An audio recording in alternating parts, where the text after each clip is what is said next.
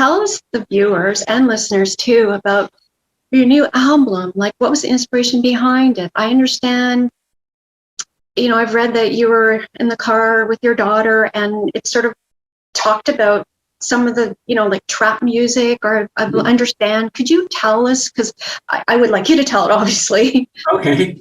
So, I think it was the first summer of the pandemic. And my daughter and I were driving up to the cottage, and I said, okay, but if you're in the passenger seat, you got to play DJ, right? So she's got a phone and she's kind of, picking out songs she likes. And I was surprised. I mean, it's a funny thing when kids are little, they don't surprise you with anything. Everything they know, because you bought them their books or whatever, what's going on. But at a certain point, they end up developing all sorts of interests and pursuing, different music genres and things. And so she was playing all this music I'd never heard of. And I thought, well, I'm a musician, I should know this, And some of it was amazing. It was kind of trap music, and some of it was infused with kind of Eastern elements. And I was just like, wow, I love that. And that's kind of a little bit close to where I live musically. And I sort of thought, if you use trap beats instead of some of these world beats that I've been doing, and mix that with my guitar, what do you end up with? So I started working on that the first summer. And then at a certain point, I sort of stopped and went on to making these YouTube videos, where I did one a week. That was kind of another side project. And I did that for I guess from about January to May. And then the second summer, I came back to that album.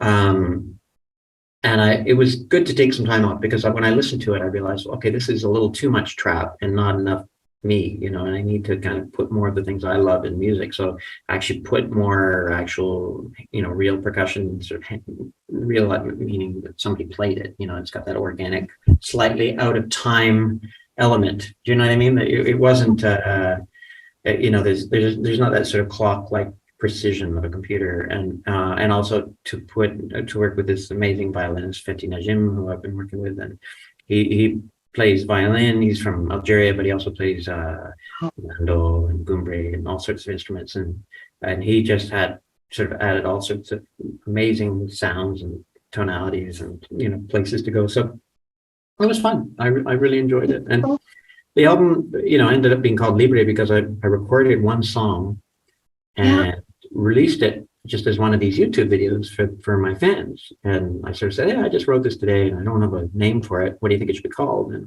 And I got like easily 100 different title suggestions that were all like freedom, escape, so like you could tell everybody had been in their house way too long, right?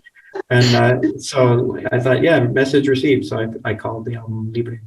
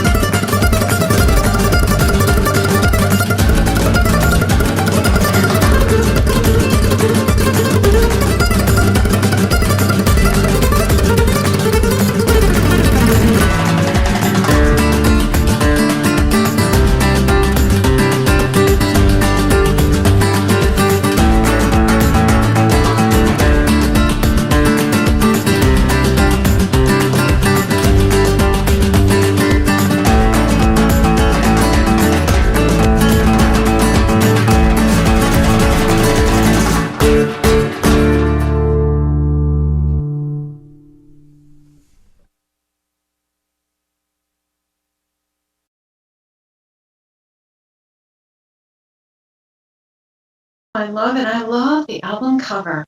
Oh, thank you. That was It's my daughter. beautiful. So My, tell us, please. yeah, Yes. my daughter was experimenting with um, making handmade stamps, where you draw something and then you Mhm. carve it out on a stamp and then you stamp it with different colors and things. Uh, and I was like, oh my God, those are beautiful. I said, could you make one for me of a guitar? And she did that. And I was like, oh, that's really nice. Could you make one of this instrument? I started showing her different instruments, and she made a whole bunch of them. Uh, and I was like, yeah, I love them. They're beautiful. They're very expressive. And, it's that thing that art is often about being far from perfect. You know what I mean? It's often about that vulnerability that comes when something is really inaccurate. There are parts of the image that are kind of disappearing or didn't get enough ink or whatever, and there's something about that that touches us more than if it was a perfect Yes. photograph of this instrument. So yeah, I ended up sending the images all off to this guy who's designed all my covers, and I was like, am I nuts? Is this not beautiful? And he said, oh yeah, it's beautiful. So he sort of put it all together, and that was the cover. And in fact, it's been a lot of the artwork and the posters and everything. It's really kind Yeah. of nice to have, every day I look around and I see, where's my daughter's work? Yes. No, it's warm colors and it's very special because you have the family, your family's involved and capacity of your life. And I love your quote. If I'm correct, my music is a reflection of my life, which has been a little bit all over the place, which is guitar player. That's where I found your Oh, quote. okay. And Yeah. so, I mean, you're having the family involved is really special. And so so how does it make you feel when you have your daughter, the album cover, and Yeah, yeah. just keeping it all in the family, in other words? Well, no, I love it because she was doing me a favor. I needed an album cover, and there have been many years when we've really struggled to come up with an album cover that I felt excited about, and that one came together over a weekend. We were on vacation, and we're sitting. My mother has a schoolhouse up in the country, and we were sitting at the table, and I was like, "Can you do one of those for me?" There you go. So it was, and then I took a picture with my phone. This is how it works now. I took a picture with my phone and sent it to my designer, and off we go. It is crazy compared to how it used to be when you would create art. Yes. That would just be out of the question. You don't do things like that. But I love the fact that I can include her work in what I'm doing, and she helped me with some of the videos during the pandemic where I could shoot things with a tripod or even with a motorized stabilizer or motorized track, but sometimes I needed handheld shots. I just wanted that shaky kind of organic human holding a camera. And I'd go down and knock on her door and for a cake. She loved it. She's like, yeah, anytime. She just loves and when I remember when I was about 19, I had just made that decision to be a professional guitarist, and I was starting to take it more seriously, and I was composing constantly in the basement. And my cousin gave me, my first gig. She eventually worked for Cirque du Soleil. She had been a national ballet dancer, but at that time, she was being a choreographer, and she was working on a piece that was going to premiere at the National Arts Center in Ottawa. And she's like, "Can you write this score for me?" And I was like, yeah, can I? And it was an amazing opportunity for somebody like me because, when you're 19, most of the time you're thinking like, what am I going to do for a summer job? Am I going to have to go and, whatever, load trucks or whatever? And instead I got to spend the summer composing music and recording and then watching the premiere and, you know, and she was doing me a huge favor, but I think if you asked her, she was like, no, that was the music I wanted to work with. And that's how I felt with my daughter. It's like, yeah, I just, she made me a beautiful album cover and it's one of my favorites. So like, I don't feel like it was any real compromise here.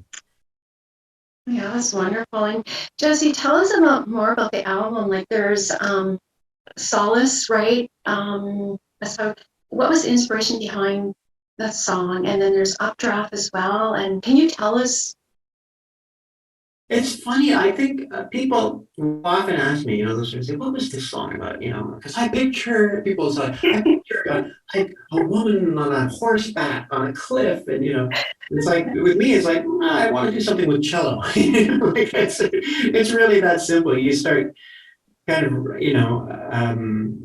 Guitar and cello. yeah, you kind of, like I love guitar and cello. I love cello, period. Mhm. So most of the music I do has got a guitar in it, but so it's really like, what do I want to? What else do I want to have? And I love It's cello. Um, it's beautiful. well, I love the video, and thank you. So it was simply that I wanted to do something with cello, and the thing about instrumental music is that because there's no lyrics, I'm not always talking about something specific. There have been a few songs over the years where I was really trying to kind of mining my emotions on a certain, something I'd been through. But most of the time, you're searching for that kind of those feelings. You want to, something that makes the hair stand up on the back of your neck, and you're trying different ideas and you're playing different things and just trying to find something that feels emotionally honest and vulnerable and I think especially as as a guitar player, there's a real tendency. I don't know if you ever Googled guitar shredding videos, but there are a lot of guitars out there who play, blinding speed, super fast. And certainly as a teenager, I wanted to do that too, and I practiced that a lot. And in concert, I do it, but uh, I do find that I feel like technique is kind of like spice or salt. A little bit is all you need just to kind of make things a little bit exciting. But you have to be very sparse, or else it can destroy the meal. You know what I mean? Like really, at the end of the day, nobody wants to eat a block of pepper or a block of salt. You know what I mean? Really, the emotional content of a song has to just come from your heart, and it can't be about your technique or some chord progression you want to explore or some harmonic theory you want. It's got to really be something that touches you and makes you feel a certain way, and that's all I ever do. I just kind of try to find those feelings, and I don't always know what they mean because they're just notes floating in the ether. You know what I mean? So it's pretty abstract. Mm-hmm. And then with updrafts, or is with drums and bass, is that like, how did you, I'm going to ask you an inspiration. It's the same thing. Like, some of the songs that I do are rumbas. You know what I mean? I think there were a couple that were just mild, where it kind of came from. It's that Gypsy Kings thing, right? Where it's like that very Camargue sounding rumba where the guitar is like a percussion instrument almost. You're pounding the guitar and there's this sort of driving chug to the music. And I always loved rumbas.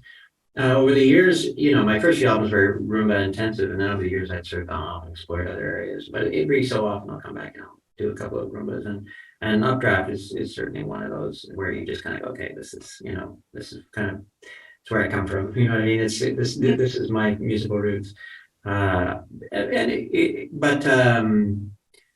they're all like they're each song on the album. Is sort of exploring something else I want to pursue, some other timbre I want to work with, or some artist I want to collaborate with. And sometimes I find that when you're collaborating with other artists, the trick to that is to not always go in with a lot of preconceived notions. Not go, okay, I want to do this. Sometimes you just call them up and you see what happens. And sometimes the magic is in those sort of discoveries, right? Those sort of unexpected, like, oh wow, I didn't know you did that. That's fantastic. Yeah, let me try this. And if you come in with a lot of ideas to begin with, you're not open to whatever it is they may have to offer, right? So certainly with Betty was like that. There's a Tamar Lana, who's a singer. She's on some of the tracks on this album. She's a lovely, wonderful singer. People like that, you just kind of you want to let them do their thing. Just try not to get in the way. Yes. And Justin, what would you like people to take away from your music?